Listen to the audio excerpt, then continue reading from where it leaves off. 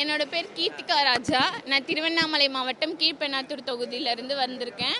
என்னோட அண்ணன் பொண்ணு வந்து 482 மார்க் 10th எடுத்து செகண்ட் மார்க் எடுத்திருக்காங்க. ஸோ அதனால் அவார்டு வாங்குறதுக்காக வந்திருந்தோம். என்னோட பொண்ணுக்கு வந்து 1.5 மாதம் தான் ஆகுது. நான் பேர் எதுவும் வைக்காமல் இருந்திருந்தேன். அண்ணாக்கு வந்து 2024ஆம் ஆண்டு விருது வழங்குவார். அது மூலயமா நம்ம பொண்ணுக்கு பேர் வைக்கலான்னு சொல்லிட்டு தமிழ் பேர் 3 பேர் நாங்கள் சூஸ் பண்ணி வச்சுருந்தோம். அண்ணா கிட்ட வந்து தமிழ் பேர் 3 பேர் வைங்க, ஏதாவது ஒரு தமிழ் பேர் வைங்கண்ணான்னு சொல்லியிருந்தோம். அவர் வந்து சொன்னார், நீங்கள் ஏதாவது 3 பேர் சொல்லுங்கன்னு. நாங்கள் 3 பேர் சொன்னோம். தமிழரசி, தமிழ் இலக்கியா, தமிழ்ச்செல்வின்னு சொல்லியிருந்தோம். அண்ணன் வந்து தமிழரசின்னு சொல்லியிருக்காரு. இது மூலயமா எனக்கு ரொம்ப சந்தோஷமாக இருக்குது. அண்ணன் மூலயமா பேர் சொன்னது ரொம்ப சந்தோஷமாக இருக்குது. அது இல்லாமல் இவ்வளோ பேர் மத்தியில் என்னோட பொண்ணு கொஞ்சம் பாப்புலர் ஆனதில் எனக்கு இன்னும் சந்தோஷமாக இருக்குது.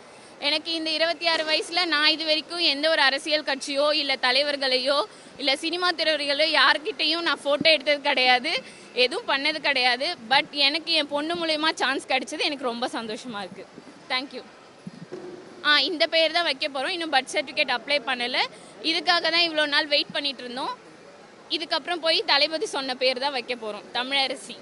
நன்றி. திருவண்ணாமலை மாவட்டம் கீழ்பெண்ணாத்தூர் வட்டம்ண்ணா. கீழ்பெண்ணாத்தூர் தொகுதி. என்னோட தங்கச்சி வந்து 482 மார்க் எடுத்திருக்காங்க. அவங்க சார்பாக வந்திருந்தோம்.